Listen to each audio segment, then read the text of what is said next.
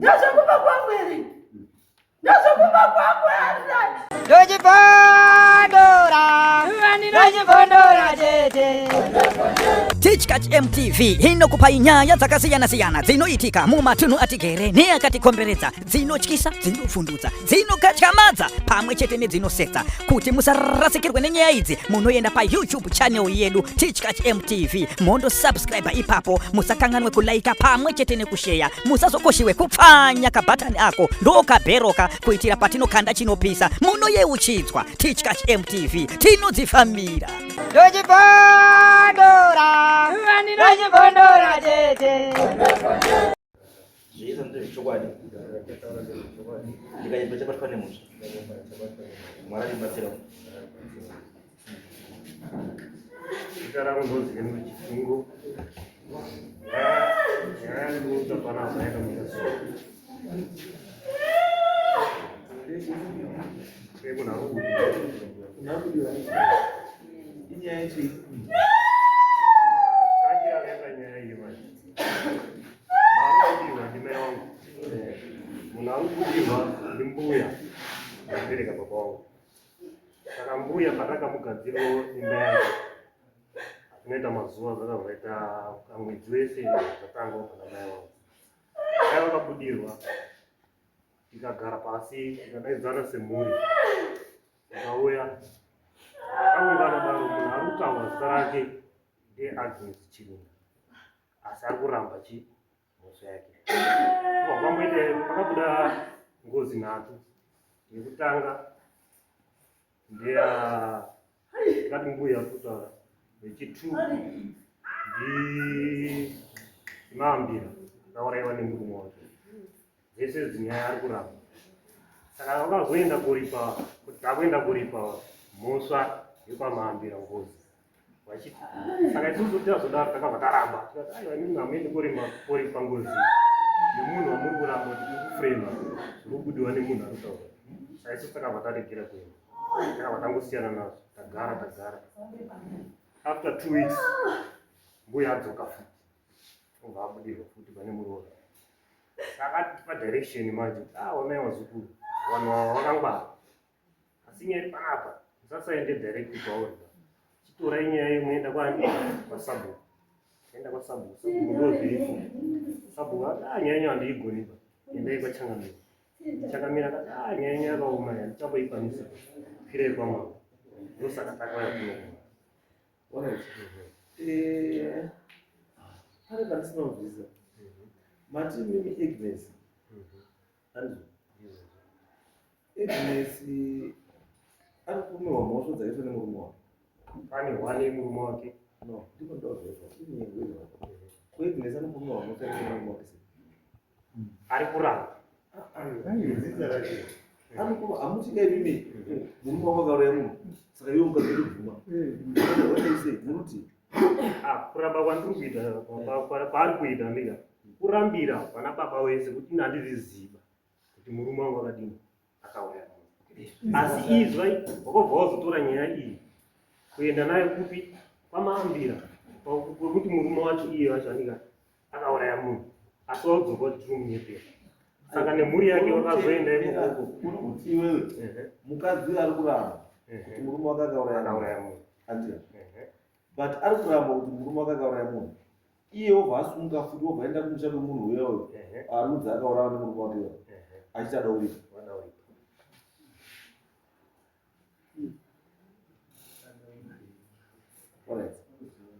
yechitu yacho ndo yambuya wambuya wekubereka baba wangu izvozvo ari kuramba mbuya arikusanangura zvoona zvakaitika vakanditorera chipfeko changu ndine pamwiri unozi kwabu waizi hakubvumiwi kusvikirwa kana munhu akatakura meno zvaitika chiwanda chekudhara saka mbuya wakazohwara wari mudongo nguva yekuti zuva rabva radoka zvatanga wabata wari mudongo ndomatsanangura akatambura iwo mbuya iwawawa Agnes Chiringa wakanditorera chipfeko changu chemukati wakatigadzira vanoshandisa advantage ndakazofira mudomwe nenyaya kuti ndandasvikirwa nebvuri redomwe nyaya yangu dzatipa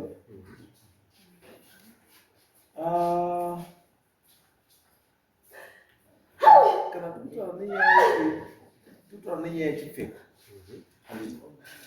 Nyaya yechipfeko ka nenyaya yengozi ka, those are two different things. Munhu haabudi pamunhu achitaura nenyaya yechipfeko ma, iye asina kureva nemunhu. Chipfeko ndo chamuraya. Vanoti vanhu wakashandisa chipfeko changu uchigadzira kuti chiite sei chizoti advantage munhu wacho aripo achinyatsochitaura hake nhoroondo yake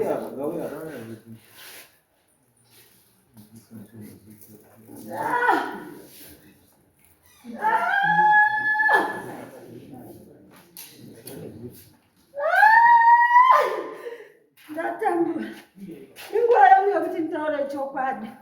Ndakafa nozvierisa nyamutee amberi mambo, ndakafa ndakaurayiwa. Vakanditora chipfeko changu ndakazvitakura vakachigadzira kuti ndirege kuita zvakanaka.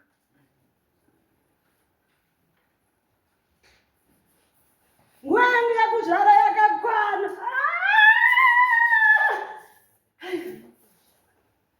Hazvina kuenda musha. Ndisaite shungu bana dzakupanda nyaya. Ndiri kutaura. Zvakaitira kadomwe asi zvinhu ndandasetwa kare. Ndandapedzeka. Izvi zvakazongouya zvedomwe asi zvangu zvazvapedzwa kare. Saka inini ndau pakagadzira zukuru wangu guwa ndopandakabuda. Ndikateera kumurora mumvuri wakafamba kumurora. Andinopedza mazuva ndikabuda. Wabvunza kuti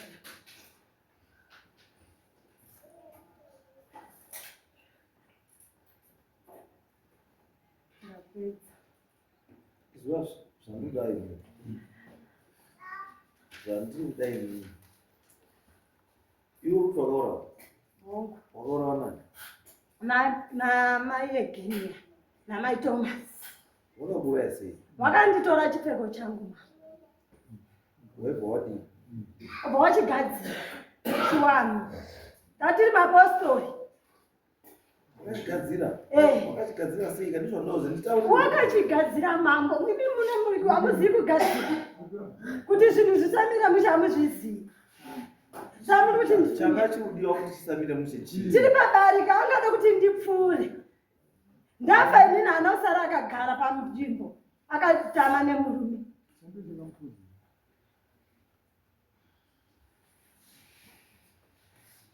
Vakatama neusiku vakatiza vakaenda. Mubvunza kuti future yangu yedungu yakaisepi. Sandidai. Handisi mupenyu. Akatora future yako ndiani? Iye maigeni. Handisi kuda kutaura zvakawanda because yeye yakabuda. Wakaitsika nevakunda vake. Vakati tinoripa. Ini ndada kubaya munhu kuti afe tifanane.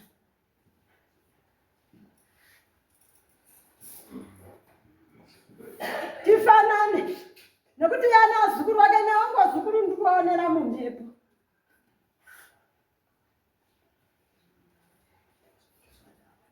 Alright. Iwe wako wachitakura. Dambe rangu rakafa. Dambe rangu rakakura rikaita vana. Rikafa. Hana kufa zvakatsaruka. Ndiri kunyepere. Ai, wakaubvunzi kuti unyepere. Ndikubvunza iwo wacho kuti ndiri kunyepere pane pachitungo. Ayo, iwewe izwa. Kana iwe uri kumweya. Ini ndoti iwe unditaurire zvatisikuona isu. Inini ndapedza. Aiwa, unopedza. Nditaurire wati dambe rako rinofa zvakatsarukana. Rakafa rabereka vana vamukuona. Rakafa sei kutsarukana? Ndobva kwaota rinotsarukana. Akadonha. Akabayiwa nechibaya. Akabayiwa nechibaya? Saka chibaya munhu. Akabayiwa nechibaya. Ndiani wakamubaya nechibaya? Mambo. Mambo. Iwe. Handisi kuramba zvamukuita. Chibaya chisi chaMwari. Hapana chibaya chaMwari chinosvika kubaya munhu paafaima. Ndosaka ndati iwewe urikutaura kuti mwana wako akafa zvina kunaka ndizvo. Ukati mwana wangu akafa nechibaya. Ndikati akaisa chibaya pamwana wako ndiani? Ndimai Egenia akauraya. Mwana aripo ari kutobudirwa izvozvo. Ari kutobudirwa achitaura. Ndakaurayiwa namai. Saka iwe urikutaura zvimwe. Saka ndikutoti inini ndikumirira pamwana kuti aripo ari kutaura zvakare. Iye mwana kana ari iye akafa. Anotaura ega zvima mwana wacho. Totaura naye pamwana wacho iye arikubuda. Acha. Mwana wangu. Iwe ndotaura yako iwe. Ini ndataura yangu kuti ndakaurayiwa namai. Akandigadzira. Andifomu. Andinyepe. Zvane makore. Kana ari kubudirwa handizivi. Handitomuzivi nekurudzi kwake. Mutorwa machitumwa. Mutorwa ndakafa kare 71. Asi vana vakandigadzira gore rapera wazukuru. 71 ndopa ndakafa.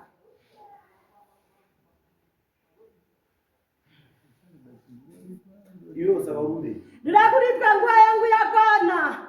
Uripwa chii? Ndida kuripwa. Dachi. Hama dzangu dziripa. Ndiwo motaura. Ndiri kuda kuripwa mombe. Gani? 5. Kumusha kwangu. Kupi wani? Panyamtero. Waripwira na Nyamtero. Waripi? Anyamtera. Muripo? Uyayo? Mai geni yasungwete. Muruti ine zvutaura.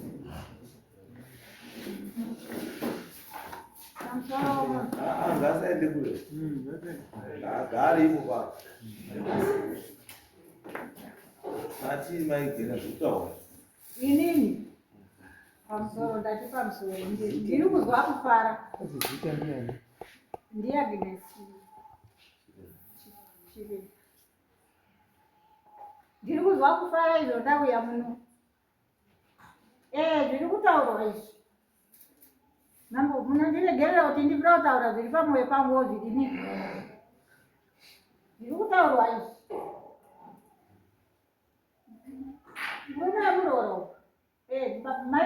Mai vacho wakafa. Eliza. Tatakarowa tinongani. Saka taiona nzvimbo iyo taienda korima domwe kungobva magetsi atubva adhirisiko uko kuna Pfungwe iyo. Isu tatiriwe kugumisira. Saka kwaizi kana uri kubva kutanga isati yamuoneka nhumbu yacho iwewe usabvute ngariregere kusvika uchiri muno. Ndaisoto muti mukoma. Saka mukoma Eliza. Tiba taenda domo. Wanambuya waibva wataura kuti wasikana chienda. Tatiti wane pamwiri newane wana. Saka mbononokwa iyanga wakadzika domo. Mazuva akwana. Saka nyoka dziva dzaenda koruma ari. Haana ukasika kusimuka.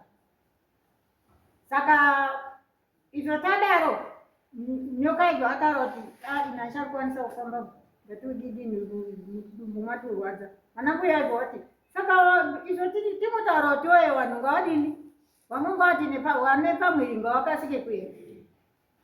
Saka vanhu vakazotora nguva kuenda koteera umwe mbuya wangaigona kuponesa wekwashimuka. Mangwanzi vari munongo mudziwa wavo ndabva nawo. Aibva anonokwa kuuya. Muteri aribva rasvika. Zvinhu zvibva zvaramba kudini kuuya. Asi choita ndadinda ndofunga Matomasi wataurwa handiri umuonawo bei. Uyo takataurwa naye kuti Matomasi namaegeni handiri kumuona bani. Ine rangu rabuda senirega. Mswera adare kuti vakari kutaura tiri wangani tiri 2. Saka izvo tadaro zvibva zvanetsa. Kubva kwandoti zuva riya ribva randopera. Isusu tatatoenda kuti ndandiine mwana pamusana. Tatiri mumberi. Saka chizondozwa munhu watopfuura. Aibva andoiswa pamashanja kwatiri kuti mangwana kwakuweka kuchengeta zvakachengetwa. Wakanga andori nayo dumbu racho, haana kusununguka. Aenda kochiiswa mudhuze nekurwizi uku. Saka tabva tadzokera. Saka takagara makore vanongo panaoreva ndiwo nongo. Saka izvo tadaro apa waibva wazochiti manje handizivi kuti chakatanga chekuzvanetsa murume wangu inini bizi wakaenda kouraya munhu samambira. Saka ndiwo wakauya nen'anga yavo, wakauya nen'anga yavo isizo leidzoa titori hedu kurufo. Waibva wandokwira muchikora. Saka waibva wandotaura kuti zvinoda kuripwa, zvinoda kudii. Saka izvo wakomana vamwe wese vamwe mufamily waibva waunganidza mari. Vanini Eria uri pano. Saka n'anga yavo iyi vanotora nababa uyu. Baba ndicho chigumisirwa. Baba wake ndicho chigumisirwa chemumba mwana Sazana. Eria Chitungo. Saka izvo Eria Chitungo uyu manje ndiye uri kufamba neawa. Ndiye uri kufamba naye waiuya nen'anga dzavo dzachodzo. Saka izvo wakanga wadaro waibva wazi ngatiende, waipangana zuva rekudzika kuenda kwaMahambira kooripa ngozi yemurume wangu inini. Wakadzika watenaona sabhuku naanangoromunhu. Saka inene zvakazonga zviripo iwo uyo mwana wangu waibva adzika aiti hambai. Saka ati handipo. Waibva waenda. Uyo Eria Chitungo aibva ati hambai. Aibva ati handiripo. Kazi aiwazve handiti ndimi makauya nezvinhu zvenyu. Saka izvo wakanga wasvika kwaMahambira kwacho ikweyo. Wakandosvika waindobvunzozi mutondoro wenyu uripi? Nekuti vamwe vacho wakaita hama yedu. Ungonga ari kundouya. Akaita izvo, akaita izvo. Hapanidziri kuti tiri kuenda kwakati. Ungondosvika. Aibva andosvika mumusha. Aindotara-tara. Saka uripi kuti tinatso titaure naye. Kwazi waramba. Kazi aiwazve wazorambirei? Zvino tingotangira papi? Chidzokere henyu mwana wangu waibva zvikwazi akamere ngoda kusvikirwa hapane chakaitika. Saka waibva wadzoka. Asi inini manje mambo pamusoro chiwani ndoda kupedza ndiri chapanika semunhu wauya kosunungurwa kana kuti kuita ng'ombe yameno. Mwoyo wangu wanga wakabvira kufufutiza. Musikana uyu wakauya wana wangu ari wadiki-diki. Zvinoine ngozi. Wanga ari wadiki. Zvinoine ngozi saka vakatura ngozi dzenyu. Saka vakatura ngozi dzenyu. Aiwa. Musaite madhuti dzeuri. Ndipo akatanga kubudirwa. Murume wangu inini. Ndiuya nditaura kuti kurora ndizvo aita. Aibvara.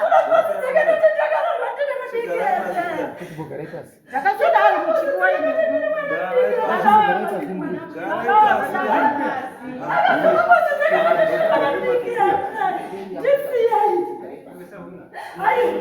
Aiwa. Akaturi ngozi dzekenoti ndaramba ndiri mudiki. Haturi zvinhu zvake nokuti ndiri mwana mudiki. Kufamba kurwara daimene nechibayo zvamunoziva kuti vazodaidzewa Paya paya. Makabvuma ere ngozi dzenyu? Makabvuma ere ngozi dzenyu? Makabvunzwa nengozi kuti hamakazviita mukadii kudaira? Hamuna kubvunzwa ere? Ndipi kuti aibvunza ere kana kuti ingozi dzekwaChetungo? Ndinobudirwa kwakambudzi ere kana kubudirwa kwaChetungo? Nyatera uripo uya pano ndibatsire. Ndazvokuba kwangu ere? Ndazvokuba kwangu ere? Iwe ndisiye nhani chaiza munhu.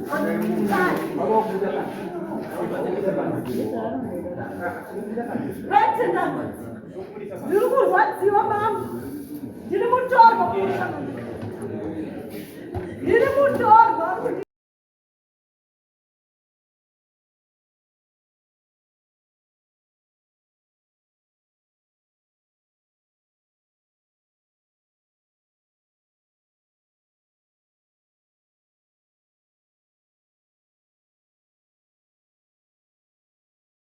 Disgusting.